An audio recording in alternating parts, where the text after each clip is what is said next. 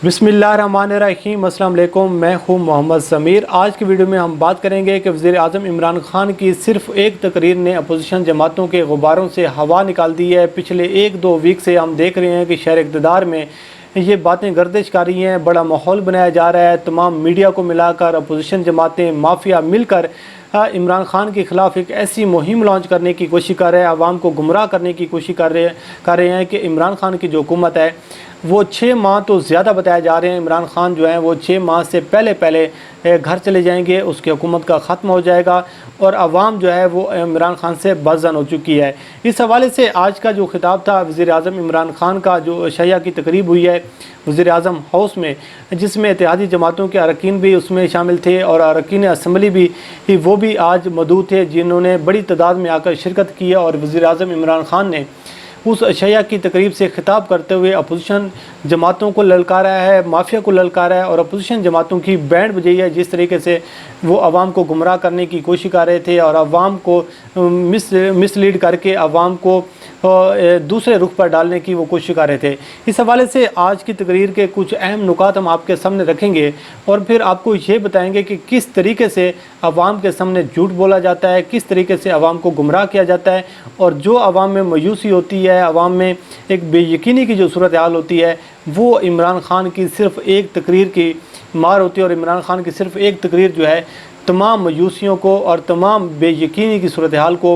वो दूर कर देती हैं। क्योंकि सबसे बड़ी वजह यह है कि इमरान खान साहब की जो खूबसूरती यह है कि वो एक माफिया के ख़िलाफ़ जंग लड़े और उस माफिया के ख़िलाफ़ जो पिछले 70 सालों से पाकिस्तान में इस कदर मजबूत हो चुका है, उसके पंजे इस कदर रियासत के अंदर वो गाड़ चुका है कि उसको अब शिकस्त देना, उसको तोड़ना, उसके लिए कुछ ऐसे गैर मकबूल और कुछ ऐसे सख्त फ़ैसले करने पड़ रहे हैं जिसका आवाम पर बहुत ज़्यादा बर्डन आ रहा है और आवाम जो है उसके लिए मुश्किलात पैदा हो रही हैं। और जिससे यकीनन अपोजिशन जमातें हैं, जो माफिया है, जो मुखालिफिन हैं, वो इससे फ़ायदा उठाने की कोशिश कर रहे हैं। आज हम आपके सामने चंद नुकात अहम रखते हैं इमरान खान की तकरीर के और उसके बाद फिर हम आपको बताएंगे कि किस तरीके से बिलावल जरदारी और मौलाना फजलुररहमान,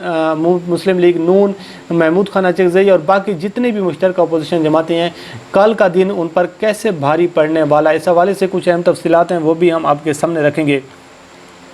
अगर हम नुकात की बात करें तो सबसे पहला जो बेहतरीन नुक्ता है वज़ीर आज़म इमरान खान की आज की स्पीच का, उन्होंने आज की जो उनकी बॉडी लैंग्वेज थी, जो आज उनका अंदाज़े जो एक गुफ्तगू था और जिस तरीके से वो आज खिताब कर रहे थे, कहीं से ये नहीं लग रहा था कि इमरान खान साहब पैनिक हैं, कहीं से परेशान लग रहे थे। क्योंकि कहीं से ये नहीं लग रहा था कि वो परेशान हैं और कहीं से ये भी नहीं लग रहा था कि इमरान खान पर बहुत ज़्यादा दबाव है। और एक ज़री बात है, एक फितरी अमल होता है कि जब आपका इक़्तिदार ख़त्म हो रहा होता है और जब आप अपने अहदाफ पूरे नहीं कर रहे होते, अगर आप शिकस्त आपको हो रही होती है तो फिर आप पैनिक भी होती हैं, परेशान भी होती हैं और आपके जो चेहरे के जो तासरात हैं वो भी बता रहे होते हैं। तो इस हवाले से आज का जो खिताब है वो उन तमाम लोगों को जवाब दिया गया है, उनको ललकारा गया है और उनको वाज़े और दो टोक अंदाज में मैसेज दिया गया है जो वो पस पर्दा डील करने की कोशिश कर रहे थे। इस हवाले से उन्होंने ये कहा है कि जो मर्ज़ी कर ले,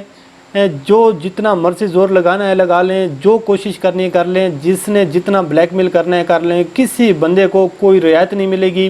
कोई किसी माफिया के साथ कोई नरमी नहीं की जाएगी और किसी अपोजिशन के बंदे को कोई NRO नहीं मिलेगा। ये आज की तकरीर का सबसे अहम नुक्ता ये था कि इमरान खान ने वाज़े अंदाज में ये जवाब दिया है। उसके साथ उन्होंने ये कहा है कि मेरे सिवा कोई चॉइस नहीं, अगर होती तो आज जो है आपके सामने चीज़ें होती, क्योंकि जो पीपल पार्टी का जो हाल है, जो मुस्लिम लीग नून का हाल है, बाकी जो जमातें हैं कि उन पर अपने मुकदमात हैं और वो उनको आवाम ने रिजेक्ट कर दिया, जिसकी वजह से लोग आज वो अपनी ख्वाहिशमंद हज़रात किसी चोर दरवाज़े से आने की कोशिश कर रहे हैं। तो उन्होंने कहा कि रोज़ सुबह मुझे ख़बर मिलती है कि मैं आज जा रहा हूँ, कल जा रहा हूँ और इमरान खान साहब ने ये वाज़े किया है कि अगर मैं इनके साथ समझौता कर लूँ, अगर मैं इनको NRO दे दूँ तो फिर 5 साल जो है मैं बड़ी आसानी के साथ पूरा कर सकता हूँ। آج کے شیعہ میں اتحادی جماعتوں کے ساتھ ساتھ اراکین اسمبلی کی ایک اچھی خاصی تعداد مدعو تھی، انہوں نے اس شیعہ میں شرکت کی اور اس کے ساتھ ساتھ جو اراکین اسمبلی کے جو تفویضات تھے اور مسائل تھے وہ بھی سنے گئے ہیں۔ عمران خان صاحب نے جو حکومتی اتحادی جماعتیں ہیں اور ان کے جو اراکین آئے ہوئے تھے، اراکین اسمبلی تھے، ان کو بجٹ کے حوالے سے بریفنگ دی، جو معاشی اہداف تھے اس کے حوالے سے بتایا گیا، مشکلات کے حوالے سے بات چیت کی گئی کہ کس طریقے سے بجٹ جو ہے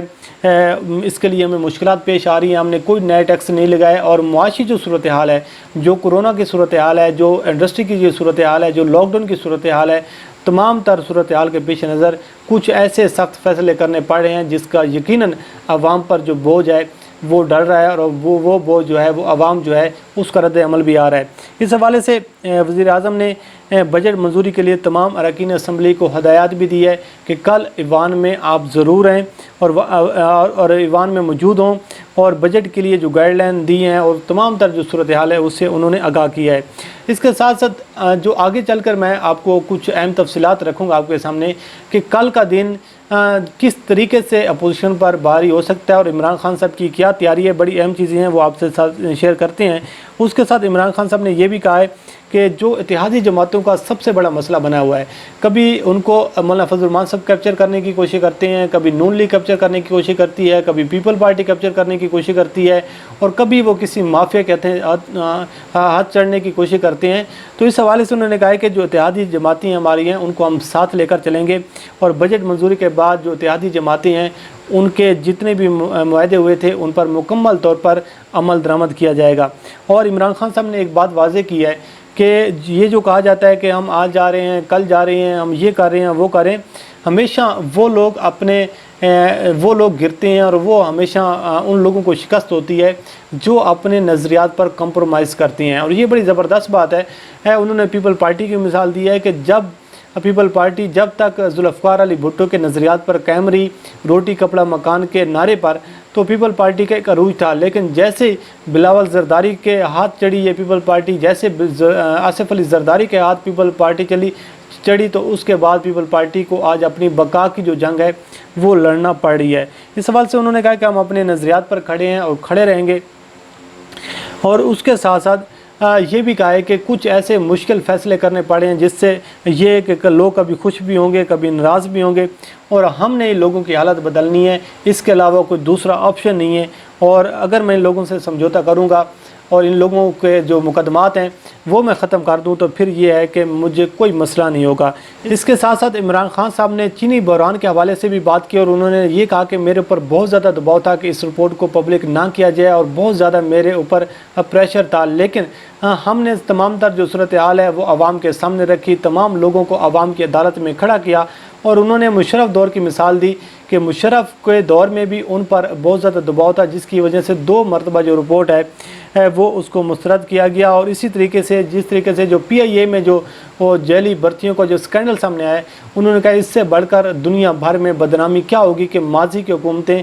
جو ہیں وہ پی آئی اے میں جو ہیں وہ بوگس جو بھرتیاں وہ کرتے رہی ہے۔ اس کے ساتھ ساتھ انہوں نے یہ کہا کہ پی آئی اے کی رپورٹ کے حوالے سے بھی میرے اوپر دباؤ تھا، مافیا مجھ پر بہت زیادہ پریشر تھا، اگر میں چاہتا تو بہت ساری چیزیں چھپا سکتا تھا، اس لیے مجھے ناکام کرنے کی سازش ہو رہی ہے، اور ہم کسی سازش کو کامیاب نہیں ہونے دیں گے۔ وزیر اعظم نے اعتراف کیا کہ پی آئی اے کی رپورٹ پبلک کی، لیکن تشہیر کرنے کا جو طریقہ تھا یہ درست نہیں تھا۔ پی آئی اے کی رپورٹ کی درست تشہیر نہ ہونے سے عالمی سطح پر تاثر اچھا نہیں گیا۔ انہوں نے کہا کہ ہر طرح کے جو حالات ہیں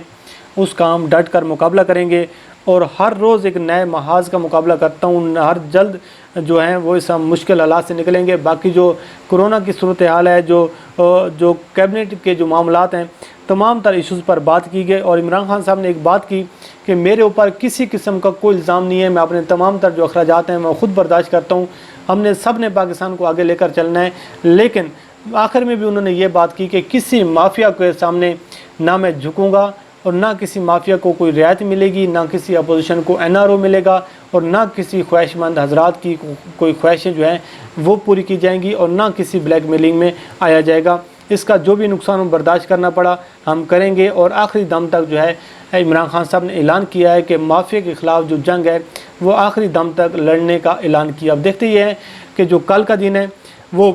بڑی اہمیت کا حامل ہے، کیونکہ میں پہلے بھی کہہ چکا ہوں کہ جو اپوزیشن جماعتیں ہیں اگر کل جو بجٹ ہے حکومت پاس کروانے میں کامیاب ہو جاتی ہے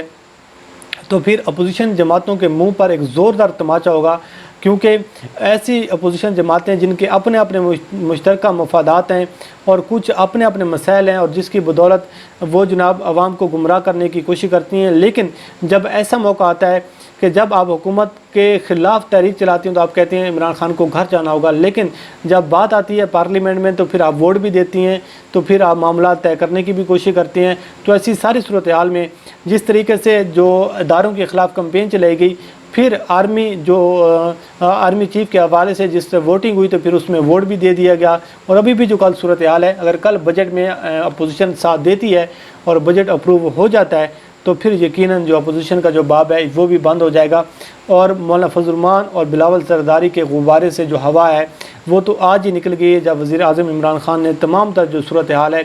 وہ عوام کے سامنے رکھی ہے اور اتحادی جماعتوں کے حوالے سے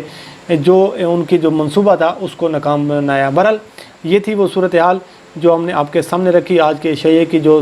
تقریب ہوئی ہے اس کی تمام تر صورتحال ہے۔ اللہ کریم آپ کا حامی ناصر ہو۔ مجھے دی اجازت، اللہ حافظ۔